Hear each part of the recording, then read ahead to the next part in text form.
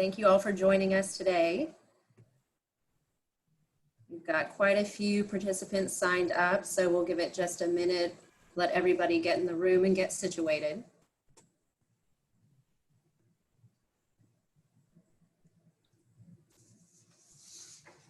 Oh, that number's jumping. Very quickly.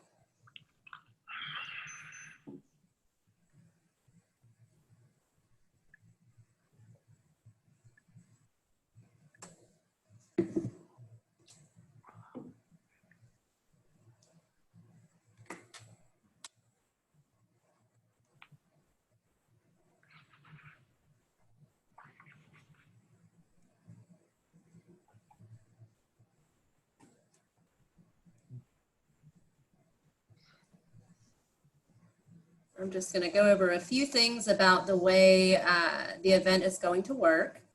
I'm going to do a brief introduction in just a minute or so, but then I will hide myself so that you guys can see Michael Connelly and James Lee Burke in conversation for about 30 or 40 minutes. And then I will come back on to facilitate the Q&A portion. Ask these guys anything that you've got on your mind that they don't cover in their conversation. And if you all want to take a second just to find at the bottom of your screen, you should see a Q&A box. And if you click that, that's where you'll enter in your question. Feel free to use the comment box for other non-question things, but Q&A is where we will we'll take questions, and if you want to make sure you do that as you think of them so you don't forget. But also we have so many folks on the call, we want to make sure everybody, well, we get to as many as we can.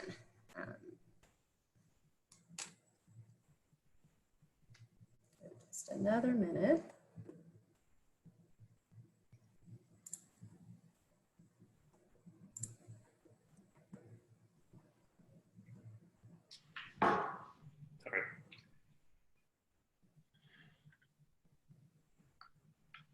Ruth Weaver, one of our customers who comes to lots of our Zoom events, I wanted to let you all know she's from New Iberia. Yeah, really, that name's familiar. Say Ruth Weaver. Ruth Weaver. Yeah.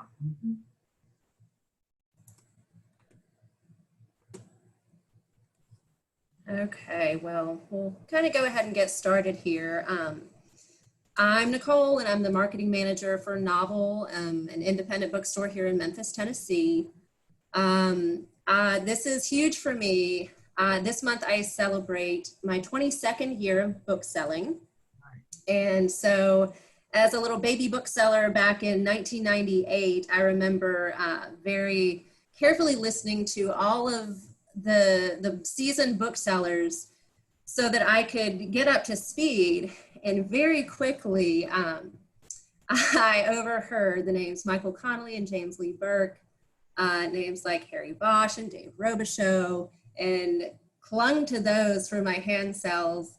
And of course, over 22 years, have had the honor of hand selling these books again and again and again.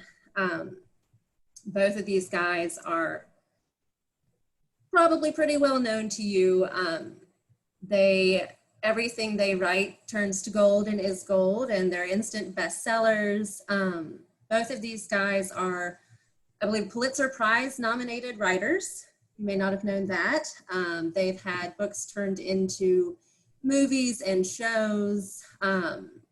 Got Michael Connelly so kindly agreed to appear in conversation with his friend James Lee Burke. He just released his, I believe, 35th novel, Fair Warning, back in May. And he is also, he's got the Bosch television series that he's executive producing, and a podcast called Murder Book, I think. So he stays busy, and we really appreciate you taking the time to do this. And then, of course, James Lee Burke, a legend. He's on his 40th. We're celebrating the 40th novel of his, A Private Cathedral, Dave Robichaux novel. It came out on Tuesday, And I would be shocked if we don't see that on the bestseller list on Sunday when it comes out.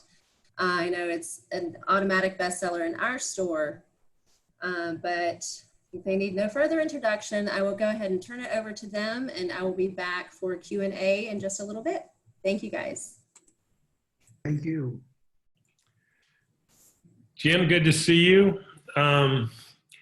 Thank you for allowing me to join this virtual magical mystery tour celebrating, well, we're celebrating this book in particular, but a magnificent career that sees no end. And I'm really happy to be a part of it. And hopefully I can ask you a few questions that maybe the watchers and listeners haven't heard before. I think as you go on the brave new world here with the pandemic, we're all doing these kind of virtual events, which have been interesting for me, take some getting used to. But they create the situation where I think otherwise you and I probably would never have this discussion for this book, because you're in Montana, I'm in LA, and it's been a while since I've actually seen you. So I really treasure this. And I think what's going to happen as you do these events, people like me are going to find ways of putting ourselves into your story, because you have meant not just to readers, but the readers are the most important thing. But your work and your words have inspired many writers. And so before we get into some questions, I just want to tell a quick story. I'm actually going to read, this is the first Dave Robichaux novel. Came out in '87. That happened to be the year I moved to Los Angeles from where I grew up in Fort Lauderdale. And I know you lived in Fort Lauderdale for a while, and your daughter Alpha was even born there. And so there's a little bit of shared experience there. But I moved to the big city of LA, and I quickly found, and I had a goal of being a crime novelist, and not just a novelist, a crime novelist. I just felt the form of the crime novel, you could say a lot about the world. Almost anything you wanted to say, you could find it in a crime novel. And LA had, at that time, 4 different bookstores that were just dedicated to crime novels. And I went into one, I had never heard of you. I saw this book, and this is the one I actually got. And just, I was perusing, and I read the first line. I'm going to read it right here. The evening sky was streaked with purple, the color of torn plums, and a light rain had started to fall when I came to the end of the blacktop road that cut through 20 miles of thick, almost impenetrable scrub oak and pine, and stopped at the front gate of Angola Penitentiary. I think it's hard to read that line and not get the book, not want to go further. And that's the power of your prose mixed with the social responsibility you bring into your work is what has made them long lasting. And there's no doubt, no wonder why we're sitting here celebrating your 40th book, Private Cathedral. So sorry for taking up all that time. I'm going to have a question for you right now. Go ahead. Are you trying to say something? I'm cutting you off every time. Oh, no. It's very easy to hear all these laudatory remarks about me. Well, there's that saying that the eyes are a window to the soul. And when it comes to books, I think the titles are a window to the soul. Titles are very important. They're marketing on one hand, but they're also obviously portend to what you're going to get into a book, in the book. And I've loved your titles, all of them. And I assume they take a lot of thought. Maybe you have, I'd like to know if you have a record 40 out of 40, you gave all the titles. My own history, I've had some titles laid on me, most of the ones I come up with.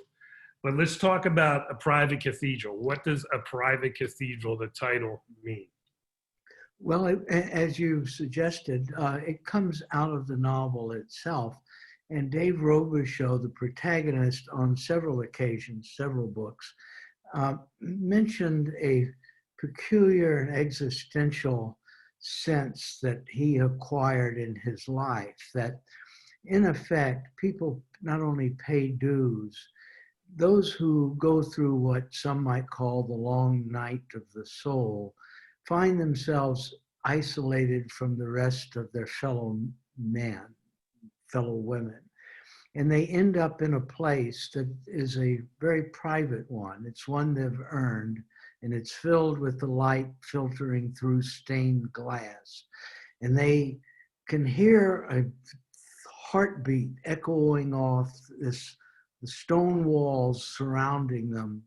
And they realize that they're very alone, but nonetheless, they've found a place of comfort. And it's a place that probably only 3% of the maybe human family discovers.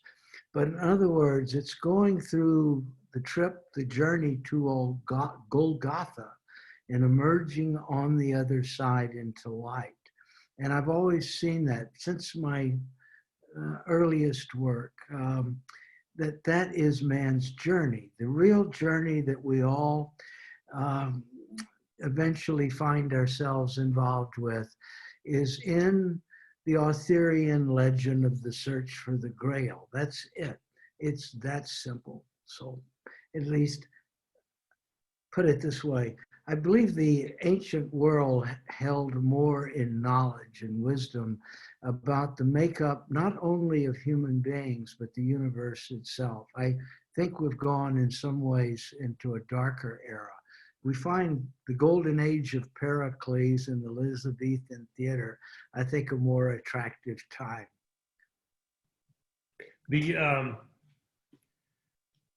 This is, I should have mentioned, or maybe we already did. Yeah, you did. This is a Robichaux novel. And, you know, going all the way back to 87 when we first meet him, so we're going back 33 years. It's his journey that you write about here in all these books. And what is your sense of the bigger picture? Do you have that in mind, or is it like, as you said, it goes back to your earliest work, some of these themes that are in this book, but is there a longer arc to the Robichaux story, and can you tell us anything about, you know, where that goes from here? I've never had a plan when I wrote. I started trying to write. I'm sorry. Go ahead, we can hear you. You can hear me? Okay. Yeah, the picture might jump, but we can hear you. Okay. I never plan the work. I start a novel or a short story on a particular day. I just seem to sense on that day it's time to start another story, and I start writing it, but I never have a plan for it. I never see more than 2 scenes ahead in the story, but at the end of it, either in a story or a novel, I realize that at least the work I created is like a telescope, and I can look finally through the lens, the big lens, back to the beginning of the image, back to the first day that I wrote the first word on the 8x11 page in my typewriter, and that the story, I don't have to change much, that the story is sound. It's as though it was written by someone else. And I remember something that William Faulkner said right before his death. He said, had I not written the books, someone else would have written them for me. Another hand would have written them for me. Even Ernest Hemingway, toward the end of his life, was asked the question, why is it? What makes this novella, The Old Man and the Sea, so important?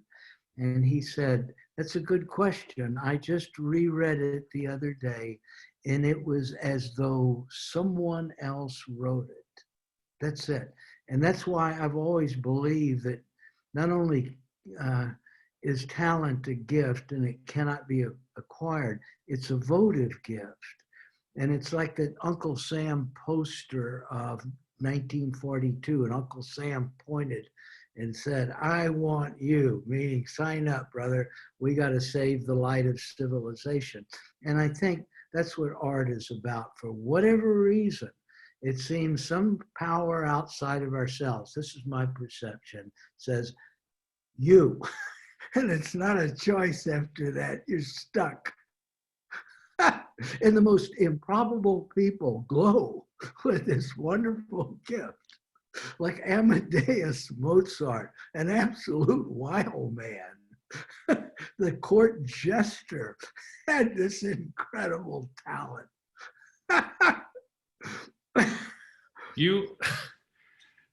Well, you're laughing and it's a lot of fun, but this mystical aspect of creativity, in our terms, right?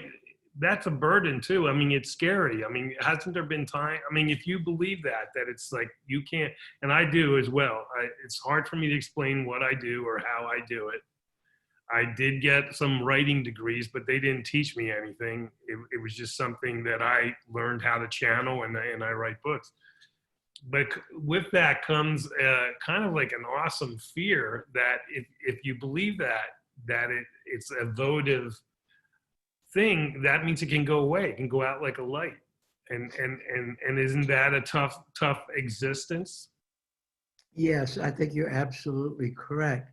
And again, this has been my experience. The enemy of all art is the ego.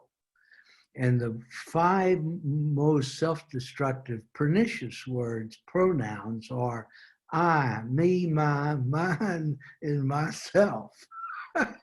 And every artist learns at some point that vanity is his enemy, and humility is not a virtue, it's a necessity. And sometimes person might flip on the television and there will be a famous writer, famous actor, doesn't matter, musician talking about himself, grandiose, all that sort of thing, narcissistic, whatever.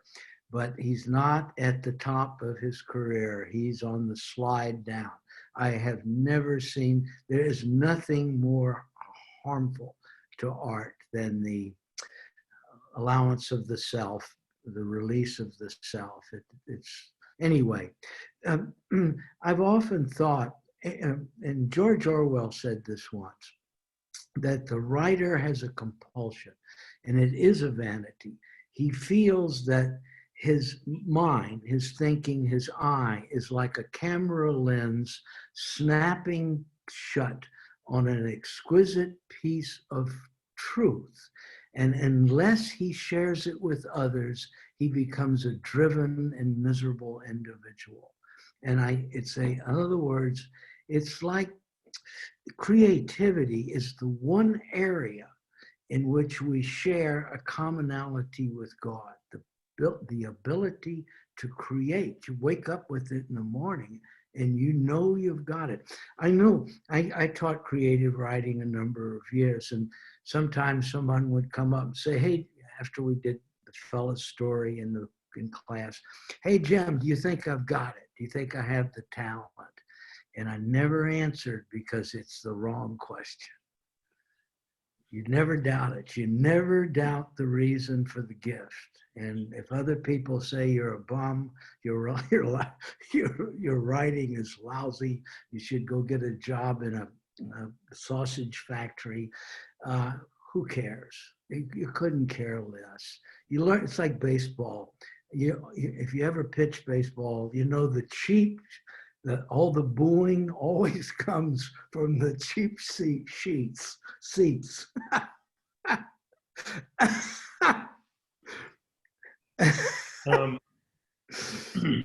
You're talking about humility and this, you didn't call it a burden, I call it the burden of, of knowing you can do this and the need to cherish it and to understand it's a gift that's going to, as Faulkner said, it will go to another hand eventually. You think that's why?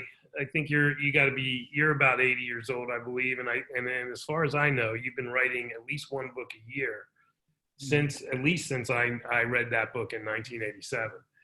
And you know, why is that? Are you a miserable person if you're not writing? I bet you write every day. I bet you might, maybe not all day, but I bet you every day you're putting words down. I am, and I've done that for many years. I finished writing my first novel, Half of Paradise, in 1960. I was only 23 years old. It took me 5 years to find a publisher, but nonetheless, I published my first book when I was quite young, and I've been writing ever since. I've had a peculiar publishing career, though. I had a lot of success when I was young. Half of Paradise, the one I wrote when I was 23, got a 6-column banner review in the New York Times Magazine. My heaven's sakes. I was compared with Gide, Faulkner, and Thomas Hardy for some reason, who was a great British writer. But anyway, and I thought, gee, this is swell. And then I published a second novel, To the Bright and Shining Sun, about the Kentucky coal fields. And then my third novel was Lay Down My Sword and Shield, the first Holland novel. Wow. And I thought, man, this is just great. And then I wrote The Lost Get Back Boogie and went 13 years without a hardback printing. I could not sell Ice Water in Hades. I had a friend of mine who told me at the time, Jim, your career reminds me of a man being rich twice and going broke 3 times. But LSU Press put me back in print with a collection of stories called The Convict, followed by The Lost Get Back Boogie, which was rejected 111 times. Not only rejected, stabbed. I'm not exaggerating. Stabbed with a ballpoint pens. It made people mad. There were whiskey glass rings all around the margins. And as I often say, it wasn't returned. It was flung at me with a catapult.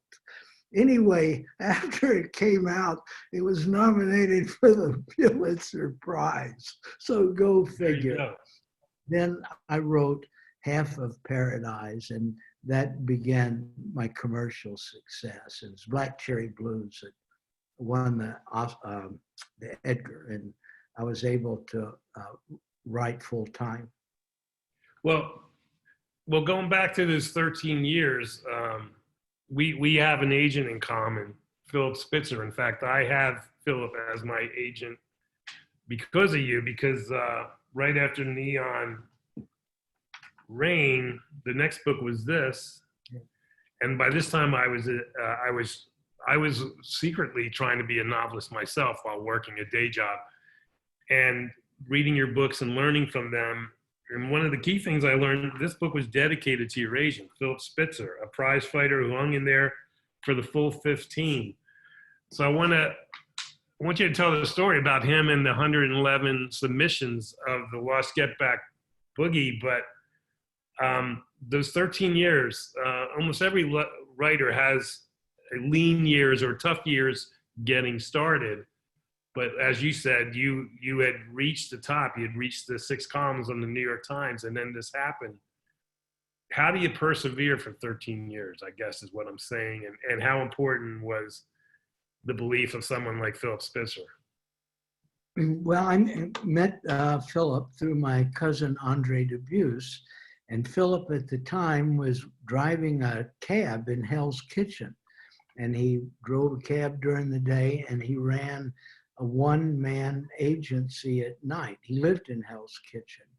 And Philip had faith in my work, and all those years, he had it under submission for 9 years, The Lost Get Back Boogie. And during that time, I can't be cavalier about it. Rejection is rejection. And I had a big box full of rejection slips and rejection letters. I wrote other novels that I never was able to publish. And maybe they weren't, they were not up to the level of the Lost Get Back Boogie, which I think is a very good book. But I think every writer who goes through this experience, I mean, ongoing rejection, needs to remember, as I tried to, that there's a reason for the gift, and someday that reason will be manifest. And my own feeling is that the artist is endowed with certain kinds of insights, and the revelation of them is to make the world a better place. Orwell said that. You know, one of the best books ever written about writing is entitled Why I Write by George Orwell. There's a great line in there. He says, human beings are always better than we think. They go down with the decks ablazing, the decks flooded and the guns blazing. They keep their mouths shut in torture chambers. They never give up in their belief in the indomitability of the human spirit. By God, that's a line. That's George Wells, a great writer. All right. Well, so you've been through the 13 years, and let's Lost Get Back Boogie gets published by the University Press. Then comes Dave Robichaux and Neon Rain. Was that just the next book?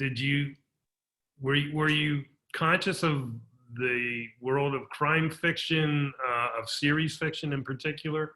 Were your family, was Spitzer, who was like pushing you towards that, or was it just a natural way that you went, that you saw this basically a crime novel to say something about society in New Orleans in 1987?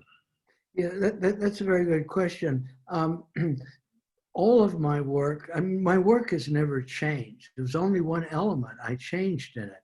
And I had the first 3 novels that I wrote and published, each would demonstrably would be called today a crime novel. My first one begins on a chain gang in Louisiana, Half of Paradise.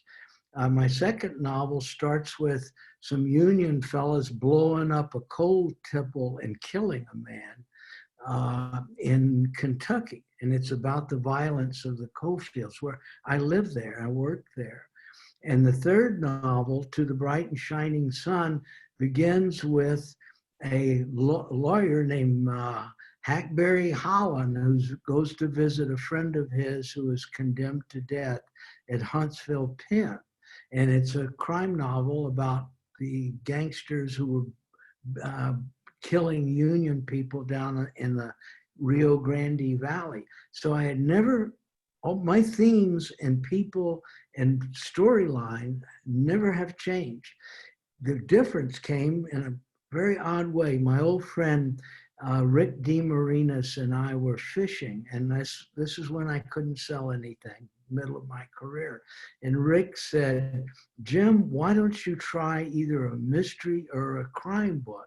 He said, you can just write a couple of chapters and maybe get in advance. And I said, how do I said, I write about crime. And I can't. The Lost Get Back Boogie starts in Angola prison. It's about a musician who murdered a man in Lake Charles in a beer joint. Anyway, he said, my friend Rick said, just use a first person voice and put a policeman in there. And I thought, Pearl and I and Alan Fair the next day went to San Fran, and we were down in North Beach, and I was down by Ferlinghetti's light, what's the name of it? City Lights bookstore. And I bought a legal pad, and I walked down to this little Italian outdoor cafe. I think it's still there, and it's right across from a Catholic church. And I sat down in that cafe and wrote the first 2 chapters, very short ones, of The Neon Rain. And then I sent the chapters to Charles Williford.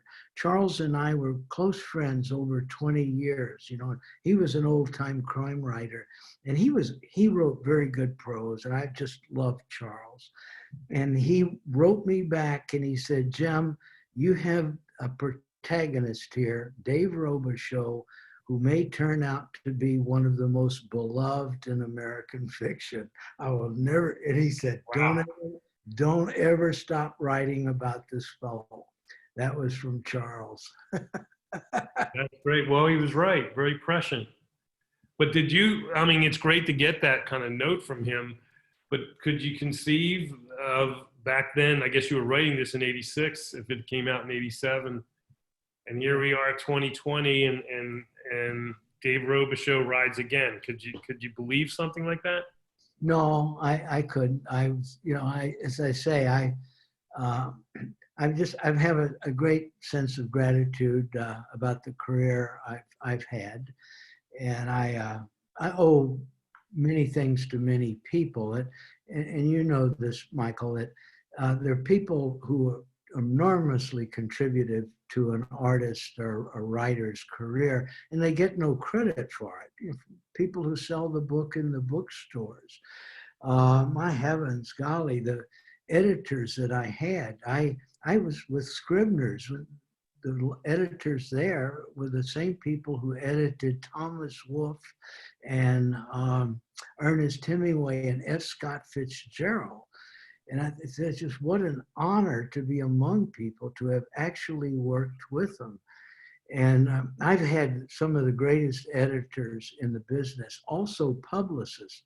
The lady who got me published at Scribner's was 21 years old. She was a reader, and she had evidently loved the book and just started taking it to anybody in the building who would read it. And she was really responsible for getting me published at Scribner's, which, you know, it was a great honor. But my family, for example, we had many hard years, and I can say without reservation, my wife and I lived and worked everywhere from Florida to California, and we did every dirty job there was. If it was there, we did it. But my family always stuck with me and always believed in me. And that's a great gift. That is great.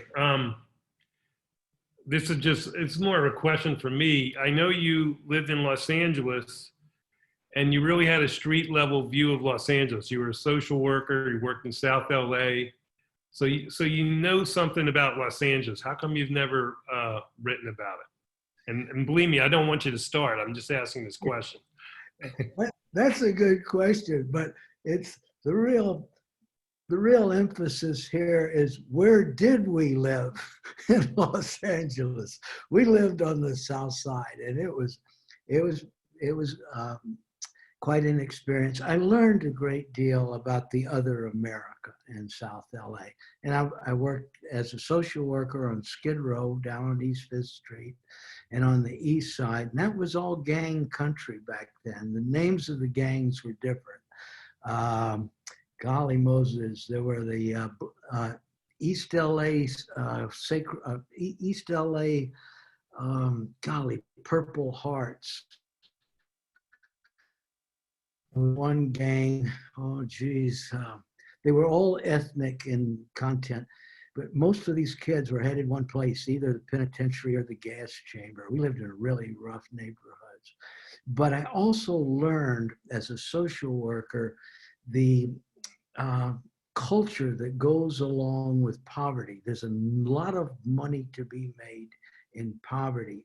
And each month, I would make out the budget request for the people who were our public assistance office was aiding.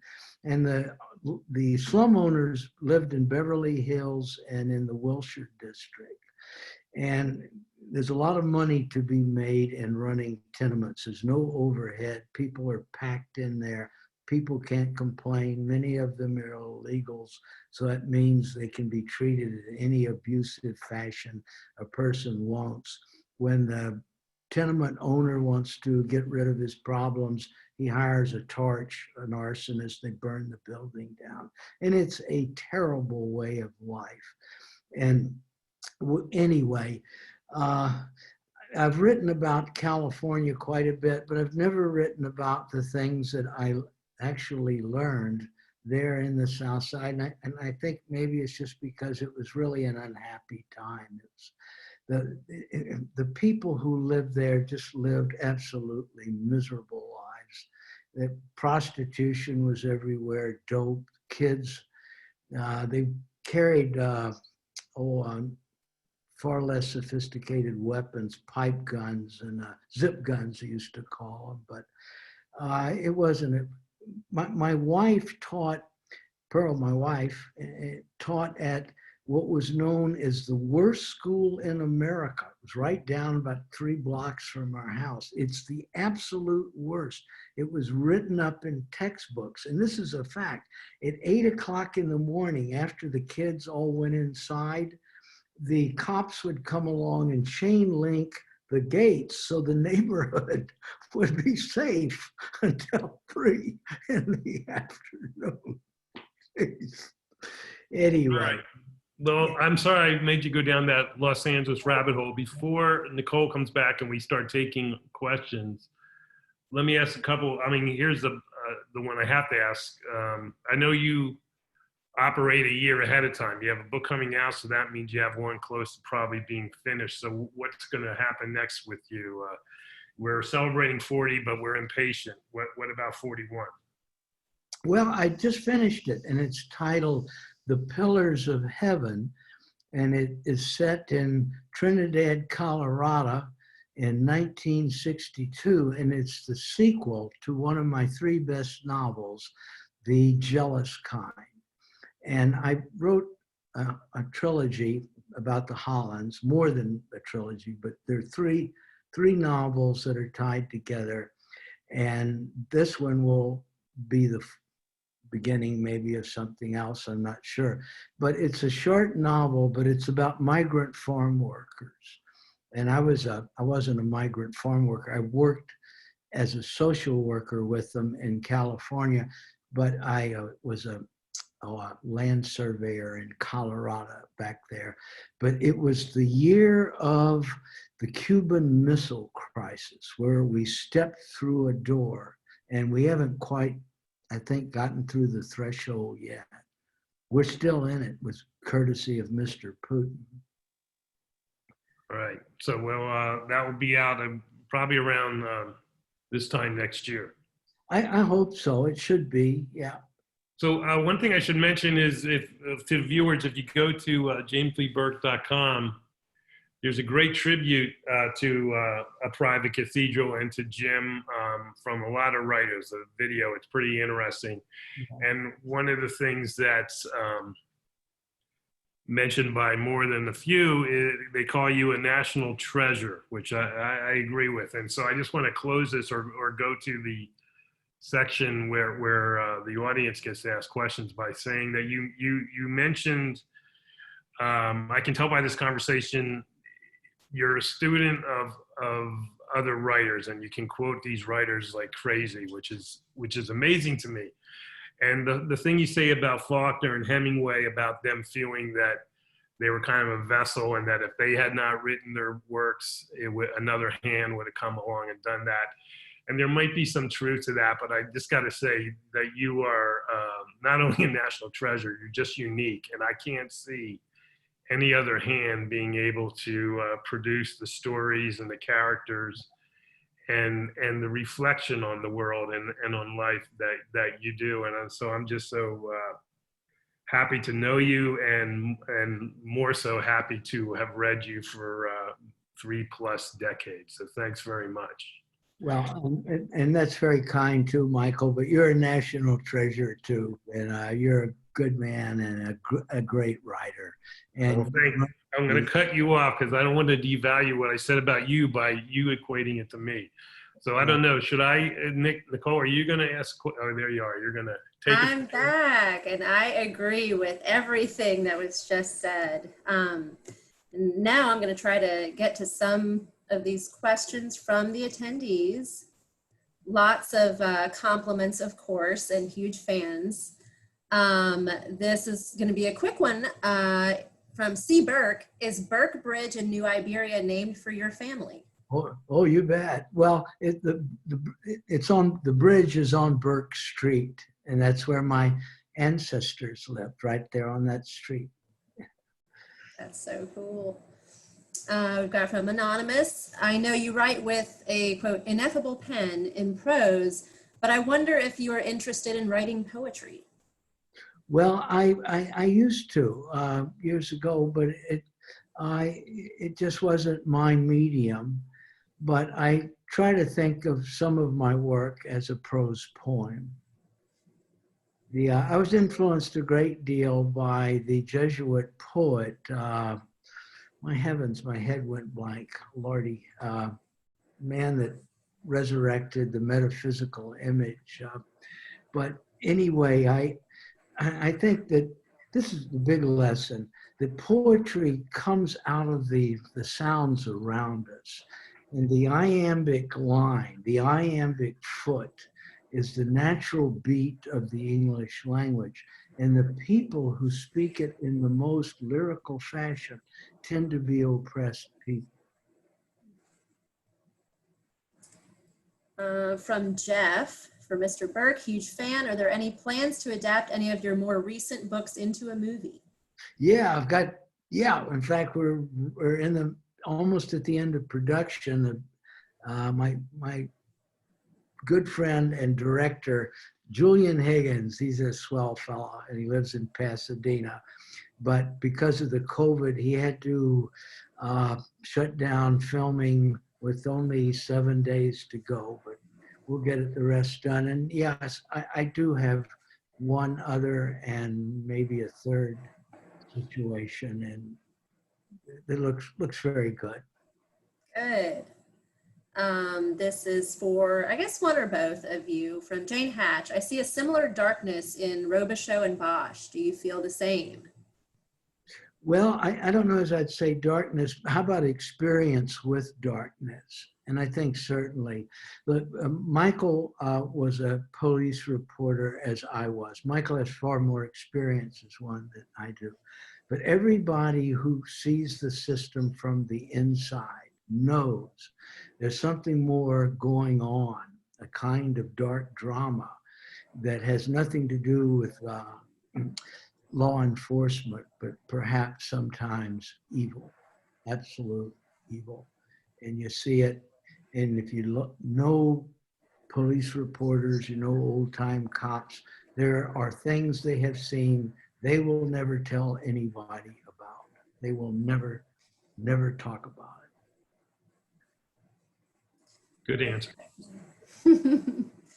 All right.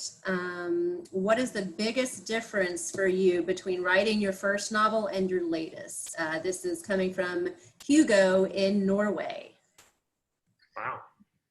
Well, in my earliest work, I sometimes saw the world through a glass darkly, and I got older, wise stuff. I don't want to put it that way. I got older.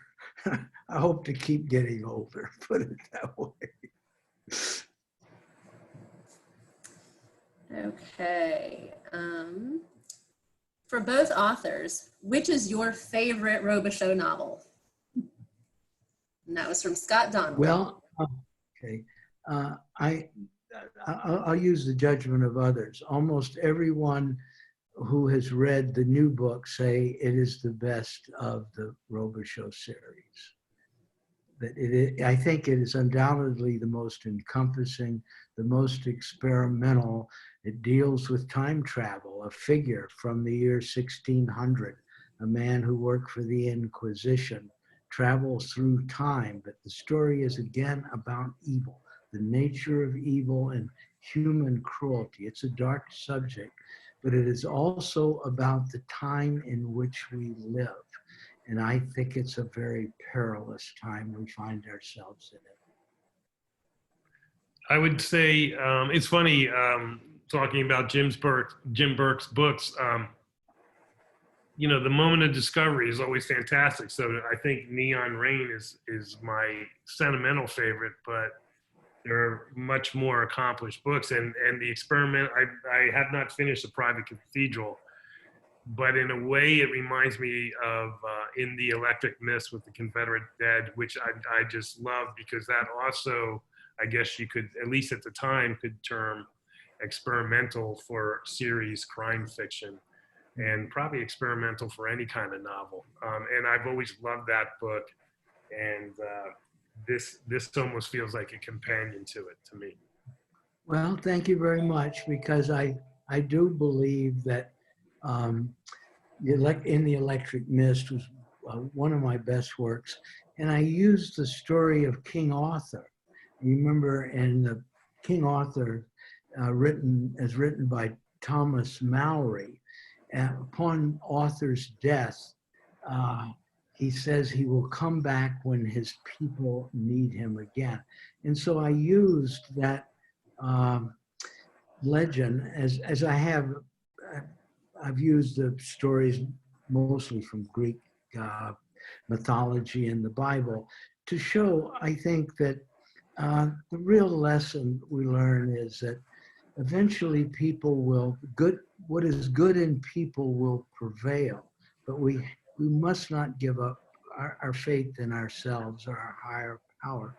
And that my father was something of a historian, and he once said something I never forgot.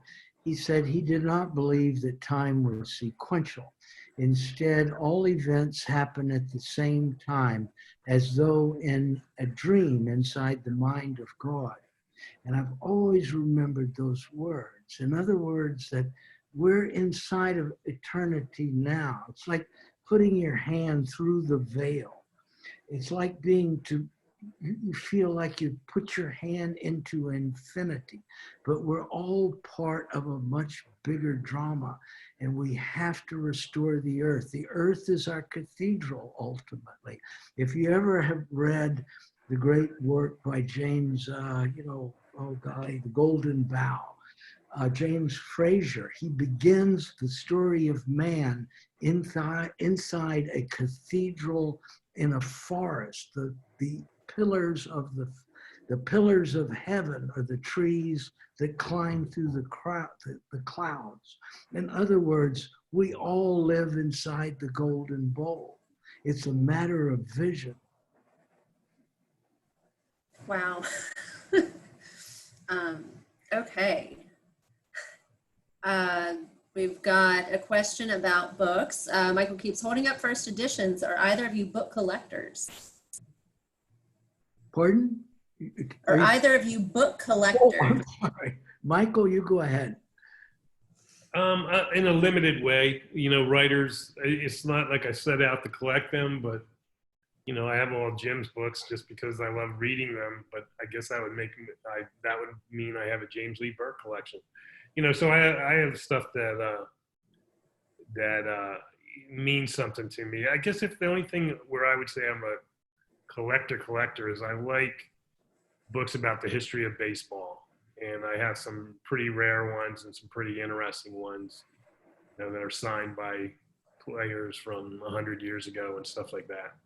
And that's been fun to find those books. Well, I would like to say that I own the first Gutenberg Bible and autographed by Martin Luther, but I'm like Michael.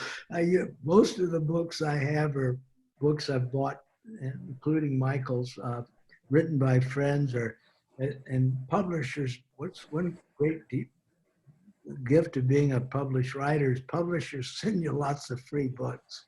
Yes, they do. Yes, they do indeed. Okay, on writing, I love first-person novels and, of course, gravitated to you both as masters of the craft. Is it more difficult, do you think, to write first-person novels? Well, let Michael answer that. I don't know if it's more difficult. I mean, they're just different. I mean, I write, most of the Bosch books are third person, and they allow me to kind of hide the ball. So you don't know exactly what Bosch is up to.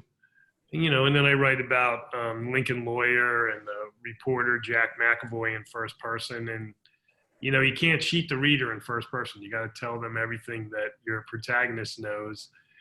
And I guess that can be challenging. It's easier, I think, to hide the mystery or create the mystery, I think, when you're in third person. But, you know, I love writing both ways. And so it just becomes, you know, what inspires me at that moment. I'm like Jim, I don't really have a plan. It happens on the day I start writing. Yeah, I think that sums it up. With the first person narrator, the challenge is for the narrator to say things that have meaning for the reader that the protagonist does not grasp. In other words, put it this way, that you have to have a sort of an axe right in the middle of your head. You have to be aware of the fact that your first person narrator has limitations. You cannot use an omniscient voice. But here's the great advantage, that a first person narrator can be endearing in the way a third person voice will not be endearing. For example, one of the best openings to any book written in the English language is the line, "Call me Ishmael." He speaks in the second person to his reader. And we began to just absolutely love Ishmael. You remember, he's about to get on the Pequod. He has to find a house, a boarding house to live, to stay one night. And it's very crowded.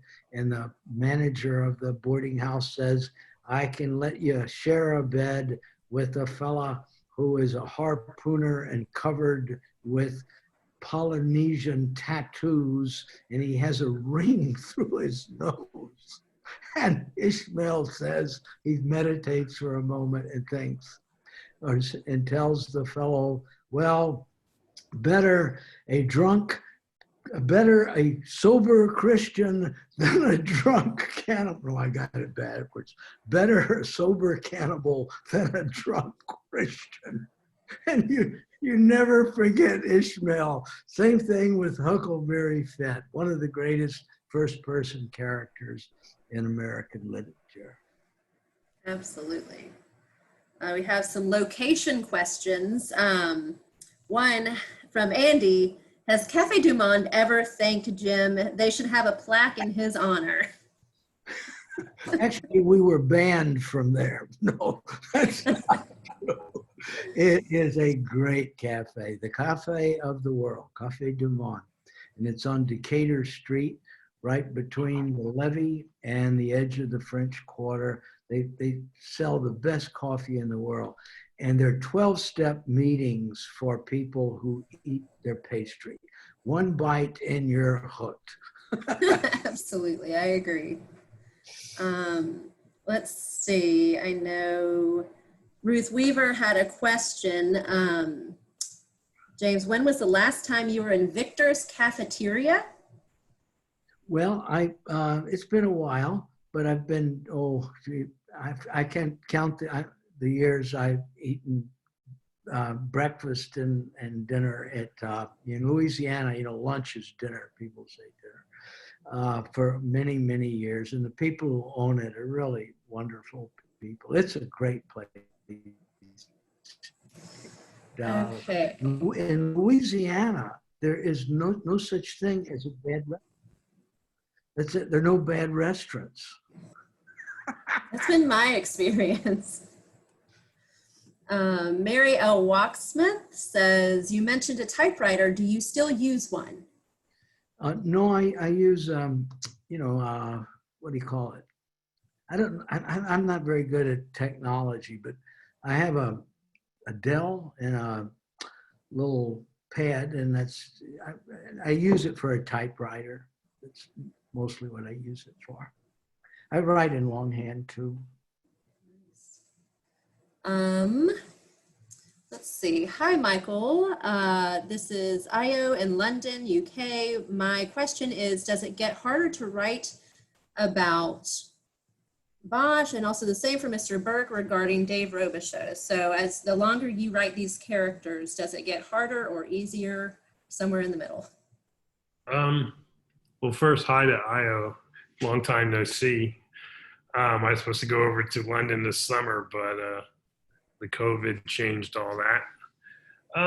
You know, stuff gets easier and stuff gets harder. A lot's already been said about the character over 20 some years, so you got to dig deeper, and that's a challenge. But there's also a sense of intimate knowledge about the character, kind of a shorthand that comes into play when you're writing. So it's a trade-off. So you know, put it this way: I still take the same amount of time to write a Bosch book as I did 20 years ago, and so I guess it's the same, just you know, a little different.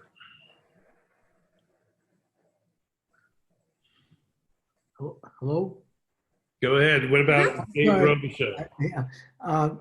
I've never found it difficult to continue with the same person as a protagonist, because Dave Robichaux in particular is a collective voice, and he has his origins in the medieval morality play, and he's also the blue-collar knight errant.